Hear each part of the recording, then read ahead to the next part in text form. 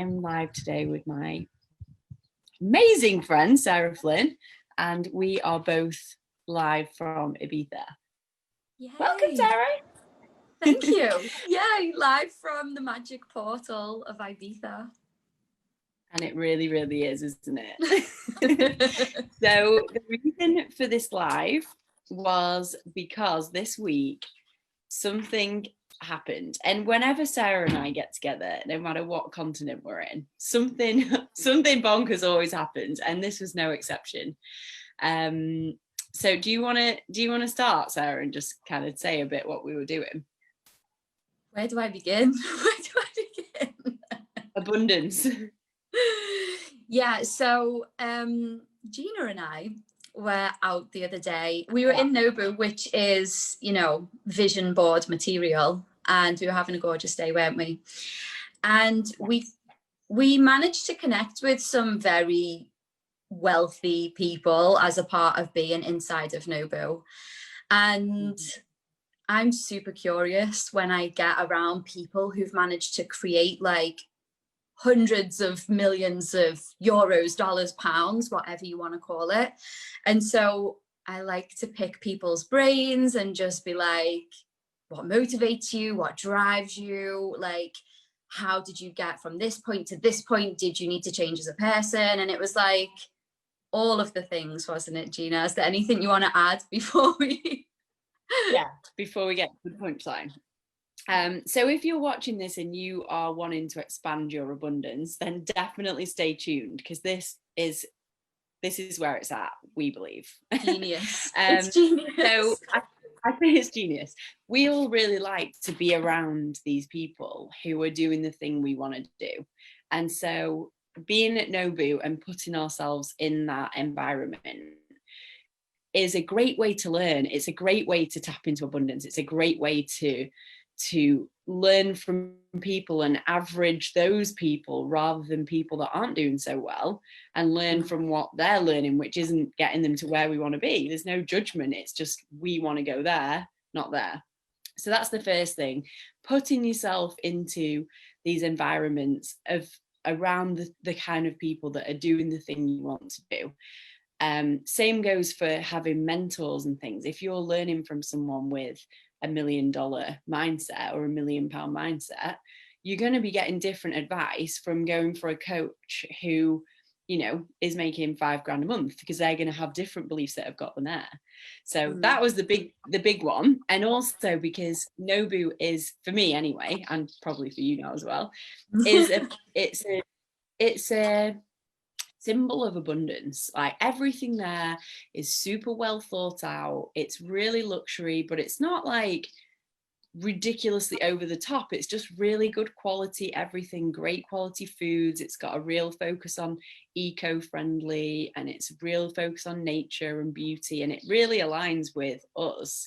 And just even having that thought that morning to let's go there. There's plenty of other places we could have hung out, but let's go there. That's in alignment with us. So that's for me where it started. We were already in that vibration. Yeah. We were so in it, and I think we were having those conversations as well, wasn't we, about like, this is what it looks like to position yourself in the lifestyle, in the vision that you desire to live and to be able to create more. And we were joking around with like different drinks that we were getting, like that gorgeous lilac margarita. And I was saying, the multi-million idea will come from this drink, but it's like, it was all of that energy that was creating that vortex of like creativity, inspiration, and definitely the energy that was definitely getting sent out from our sunbed. Yeah, so just to highlight that, we at Nobu, when you sat on the beach bed kind of things, you completely looked after. Like, the service is amazing, and they keep coming around with, came around with this like watermelon, mint and something juice, and then they came around with this little mini frozen glass. Like, don't you just love it when they freeze your glass? Frozen glass with like a lilac margarita with like a gorgeous thing, and we were just like, oh, the color of this, it's so beautiful. And and Sarah was like, there's $1 million idea in this. Once we've drunk this, we're going to get it. So she was already kind of, I don't know, did you remember that from the future, or were you coding it, or a mixture of the two? We were calling it in and remembering all of the things. It was like, the $1 million idea is coming out of this lilac glass of dreams. It's in there, and we're going to find the answer to the $1 million idea. Yeah, and we were also talking that day about how the three of us, Kim was also there, who everyone on my Facebook knows Kim. And we were also talking about how we've all had a period of growth. And when you are into vision and then you complete everything in your vision, sometimes there's that period where you're not really sure what your next level vision is, or sometimes you're just crafting that vision and you want to be able to enjoy the feeling of having it all the time anyway. You don't want to be onto the next, onto the next, onto the next, but it's this kind of dance. So we'd been talking about that and the energy of that. And, you know, a lot of us are just like, we want everything we're doing, but just deepening it all. Like there's not so many things that we're like, oh my God, I want to completely change this or manifest this complete new idea. It's more like, I want to like just deepen into all these amazing things like abundance. So that had been flying around as well. Yeah, by this point, so tell them what happened. By this point, it was a whole vortex of energy. So what happened next was we attracted the guys who were on the bed next to us. We attracted their attention just through our energy, I guess, because we were throwing that vortex of energy around. And we got talking to them, and they were these really successful German guys who were on holiday. And as you do, like, we just were like, okay, like, I mean, we're coaches, so we like to ask the questions anyway, don't we? And like go deep with people. And we do that naturally. It's not like we need to turn it on. It just happens. And we started to go on that journey with them of learning to better understand them, their backgrounds, their mindsets, what drives them, what they enjoyed most about the work that they did. And then the question that I ended up coming round to in the end was, well, because we learned that one of the guys at the table was in like hundreds of multi-millions of euros because he lives here in Ibiza. But he'd essentially came from... And he had a pirate ship. Like, he's super owning who he was. Like, he super owning everything about himself and loving his pirate ship as well. But he'd essentially built that up from not really anything, because at this point I knew a little bit about his background. And, you know, he was telling me stories about when his daughter was younger and she was, I don't know, I think about 7 or something, and he didn't really have the money or the resources for her. So I was like, okay, so question. How did I phrase the question? I was like, who did you need to become? Because in our world... Can I just set the scene here? Yeah. So we're at this gorgeous dinner. Yeah. We're there. There's this Chateaubriand on the table that's hanging over both sides of the table. There's like all this gorgeous food. Everything is flowing. Conversation is flowing. And Sarah's like, I have a question for you. And everyone's like, waiting for this question, thinking, oh, what are these girls going to ask us? Is it, you know? And she's like, so, commanding full attention from everyone. And I'm like, okay, so I've got a question. And they're like, yeah. And I'm like, from the person who you used to be, like back then, like when you were earning, say, a couple of €1,000 in your business, to now generating hundreds of multi-millions, I was like, what needed to change? Like, who did you need to become in the space of the couple of $1,000, euros, pounds, whatever, to the hundreds of multi-millions? What was their answer, Gina? So we were like, this is going to be gold. This is all day we'd been talking about this lesson we were going to get, or this idea or whatever. And the answer was, you just do it. That's it. And we were like, oh. And at first we were just looking at each other like, oh, they're just avoiding the question, like giggling and kind of like, oh, they don't want to go there. They just want to hang out with some blonde bimbos or whatever. And they don't want to go there. And then it just like, it was in that moment, wasn't it, where it like, we both just started thinking at the same time, and we were like, oh no, that was the answer. That was the gift. That was the gift. So yeah. We were like, so you just, what do you mean? And we were like, hold on a minute. From our perspective, we get into this space of who must we become? What must we do? Blah, blah, blah, blah, blah. Yeah. And, you know, how do we manifest and embody and do all of the things to bring all of this to us? And these guys are just like, no, you decide what you want and then you just do it. You just go for it. But we were literally like, wow, in their minds, that was like, that's it. You just, you pick your destination, you go all in and you're just unapologetic about it. Like you just go.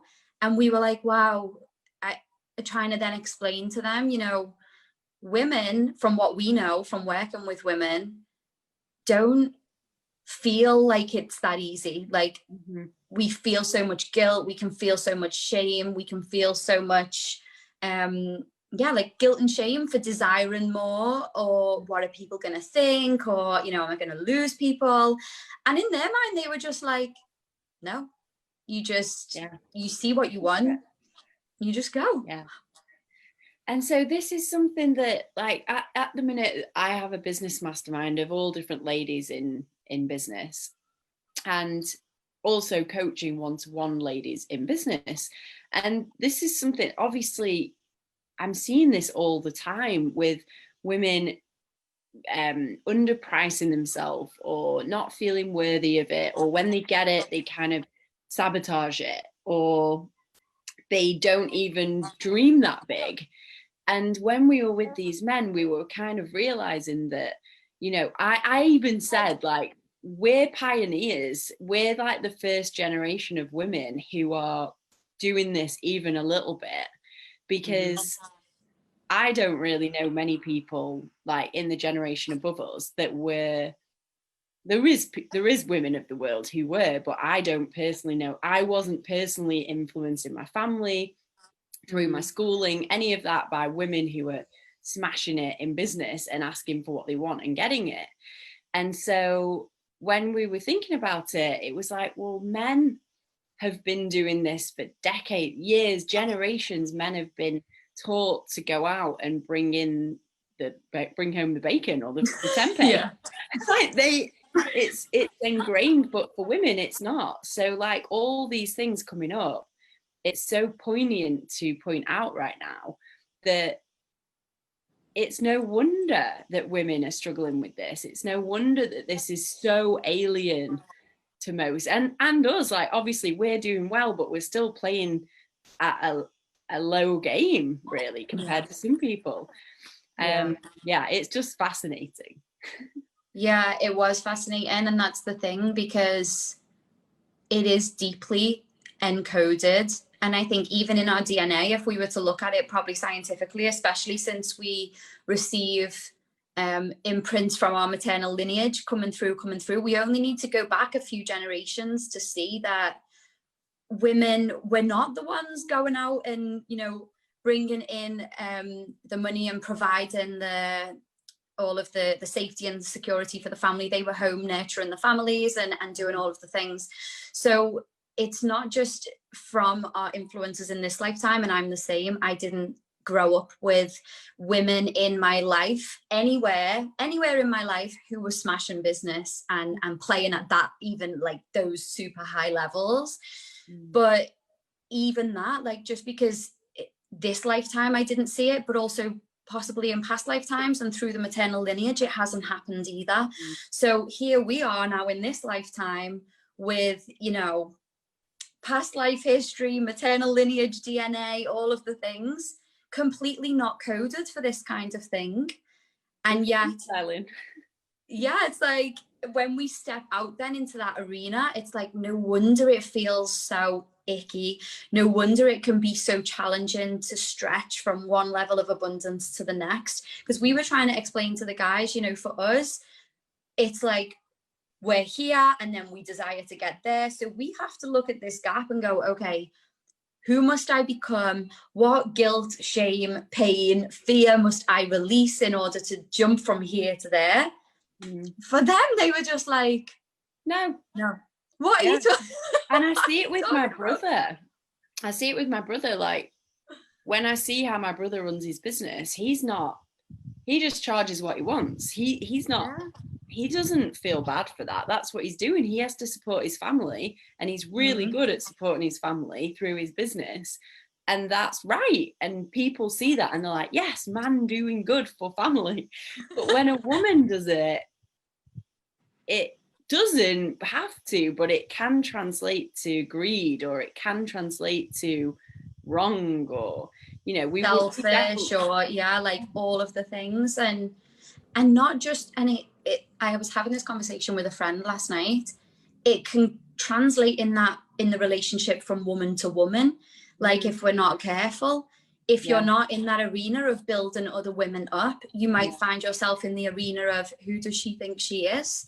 Because she's going after her desires. And so there's this really fine line between, you know, honoring other women and being inspired by them because they're leading the way and they're stepping into the abundance that we've always deserved, that has always been our birthright, versus, well, who does she think she is? And throwing shade or judgment or any of the things. So it's a very, it was quite profound, wasn't it? Like, we definitely got food for thought. We definitely got a huge gift in all of that. And it definitely expanded my mind, my awareness, my vision. You know, I'm in the hotel now, and when I look outside, I can see the pirate ship from my balcony. Yeah, literally the boat that the guy owned is parked right outside Sarah's window. Which, you can't write this stuff, can you? Or maybe you can. No. Exactly. And then the other thing I was thinking about this is that a few years ago, when I was living in Bali, I used to, so when I first started coaching, and I would be charging like a low rate, I'm just going to give it a figure. So I'm going to say I was charging $2,000. It wasn't actually the case. And I knew there was other coaches in my field who were around the same, you know, experience and energy and kind of style, that were charging 10K for coaching. And I used to think, like, how am I ever gonna get there? Like, what are they giving them that means they get to charge 10K and attract clients who want to pay them 10K? Because, you know, when you're charging 2K, you'll often get people saying, oh no, it's way too much, I'm never going to pay that, it's embarrassing that you're asking for that. You're always going to get that. And I used to think, how do people charge 10K and 30K and 50K, and like Regan Hillier charges $1 million for a coaching package? How are they doing this? And I actually formed a little group of coaches, and it's so cute to think back. And actually, it's good that this story's coming up, because I actually formed a little group, and it was called the 10K client group. And I invited all these coaches, and we used to sit on Zoom and discuss who we need to be to get us to be a 10K client. Like, what do we need to give? Who do we need to become? And what do we need to put into this package? And so at first we were all completely barking up the wrong tree. And I was like, yeah, it'll include like a personal day retreat, and the sessions will be longer, and like I'll meditate before them, and I'll just have all these ideas, and like I'll bring in special guests, and all this is possible. You know, some of my programs now involve some of these elements, but then I thought I just need to give so much more of my time, of my resources, of my everything, to be that next level version of myself. And of course, you can probably tell by the way I'm framing this, it wasn't the case. Like, all you actually need to do is decide that's what you're doing, and match that energy. And when you do, like, people bang your door down to pay you 10K to have coaching. And not only that, but they also get a 10K transformation as opposed to a 2K transformation. And that's where the magic happens. So as soon as the prices increased massively, the transformations increased massively. And then those people not only wanted to pay me 10K, they wanted to do it again. And then they were like, what's the next package? What's the upgrade? I want as much as you're going to give me of your energy. 1,000,000%. And just to reflect that back for anyone who's watching as well, the way that you were able to do that jump was deciding that you were worthy of receiving that. And when you decide that you decided you were worthy of that, so you rose up to a whole new level. But from this standpoint, you commanded your audience to rise and meet you there. So it's like a whole vibrational shift that not only did you rise, but in that moment, your people, yeah, me too. In that moment, you commanded them to rise as well. And there's different levels of investment for coaching, and we've all been there, where we start off on, one of the first programs I invested in, I think, was like $2,000, and it was a group program, and that was a real big scary leap. But we just grow with our leaps, right? And our worthiness grows every time. We command more of our energy to be a leader and to rise. And that's why your clients were getting those higher level transformations, because you commanded it from them based off the worthiness and the leadership that you stepped into. Because I upgraded my worth and energy, and then they step in because they want to feed off that next level person. So they get to learn that, and everyone rises together. So same, like when I first started to invest, I remember, like, at first I had a coaching day that was £1,000, and I was like, what am I doing? This is bonkers. I'm losing my mind, but I feel I want to do it. But £1,000, like, that is such a lot of money, but I believe this is what's going to help me. And then, my next coach was like 5,000 or whatever. And now, like, my coach, I've publicly spoken about this, my coach is $30,000 for 6 months. And this will be the third time I've done that.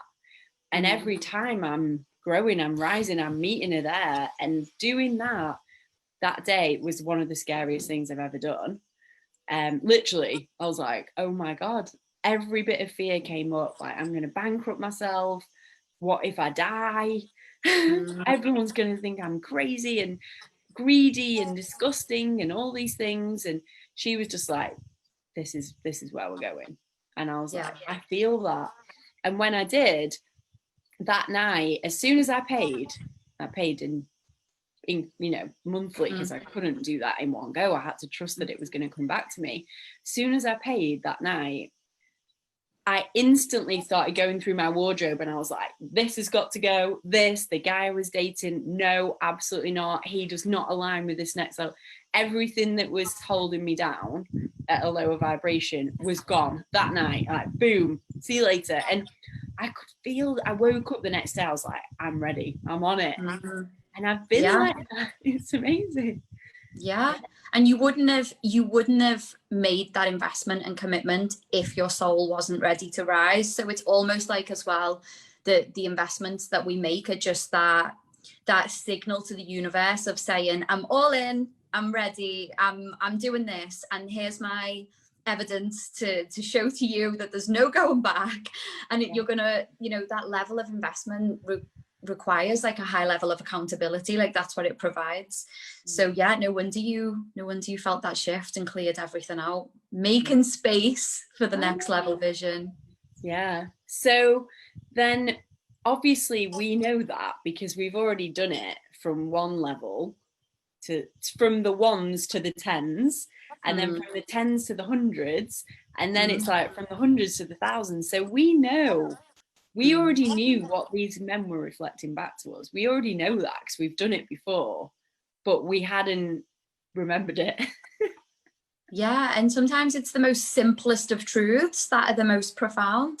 We were like, waiting for this golden key. Come on, this is going to be so gold. And it was, but not in the way that we thought it was going to be. And we were like, oh. Yeah. Yeah. So I just really, since that happened, which was last week, I was like, I want to share this. And I felt you needed to be there with me sharing this magic, just to like really get the transmission out. Yeah. And it was playing on my mind for the few days after it as well. And I was like, people need to hear this, because simple, so simple, but so profound. And if we can keep coming back to these simple truths, we really can kind of get our humanness out of the way, or all of those icky emotions, all of those things, and just remember that decide, commit, and just do it. Yeah. So there's two things that I want to mention. One is playing devil's advocate, and one is just something to realize. Like, it's all about vision. If you don't know where you're going, there's no way you can be like, just do it. Because do what? Like, you need to know what that vision is. And that's why, like, sometimes people think they know what the vision is, but they don't know how it feels. They don't know the vibration of it. And that's what having a coach can like help you drop into, or like just having amazing friends and help you drop into that. That's one thing. You need to have a vision. That's basically what they were saying. Like, just know where you're going and go to it. If you don't know where you're going, you're never going to get there. So vision is so key. And then the other thing, just playing devil's advocate, because I think maybe some people might be like, oh yeah, you know, you happen to be in Nobu because you're privileged white blonde women, and oh, you happen to be chatting to some millionaires, and just because you're pretty, they ended up like, no, it's, yeah, maybe there is an element of that, but ultimately it's about energy. And I honestly believe that these men needed to hear what we were talking about, because after that we went into all different conversations and they were like crying, and they had an awakening. They had a spiritual awakening. It was such a mutual exchange. Like, we learned from them. I don't even know if they know that we learned that. Imagine if they saw this live. I think they'd be so proud. They may do, because one of them does have my Instagram, I think. Oh. So that gives it an extra string. And also, but like, what we then, by just asking questions, and the nature of we're both coaches, and even before we were coaches, we were still asking questions to people. Like, it's not because we're coaches, it's because we ask those questions and we're so intrigued by people and fascinated by psychology that we are coaches. But by asking them questions and just listening, I don't think they'd ever been listened to in that way before. No, just like, definitely not. Who are you women? Like, yeah, they definitely hadn't, because one of the guys even said to me, he was like, I've just told you my whole life story in 3 minutes. I don't know you. Why would I tell you all of this stuff? And I was like, it's fine. It's just like, I just asked him a question and it all just came out. And he was like, why am I telling you this stuff? This is stuff I keep in my heart. Like, I've never told anybody this. And I was like, yeah, but it's fine. Like, it's not a weakness for you to share these vulnerabilities. Like, it's actually, it's gorgeous. I think it's gorgeous that people can be open in that way. Yeah. Yeah. So that's our story. And I hope whoever you are, if you're listening to this in the future, that this hits a chord of what is really possible, and just highlights where women have been holding themselves back and holding each other back. And we don't need to do that. We can all rise together with the men. Like, yeah. 1,000,000%. And have lilac shots of dreams at the top. We should go back for those before before Nobu closes. Well, thank you so much, Sarah, for this. This was even better than I ever imagined, of course. And can't wait for the next update in the Chronicles of Gina and Sarah Go Global. Wherever it's gonna be. Coming soon. Thank you, Gina. See you all soon. Bye bye.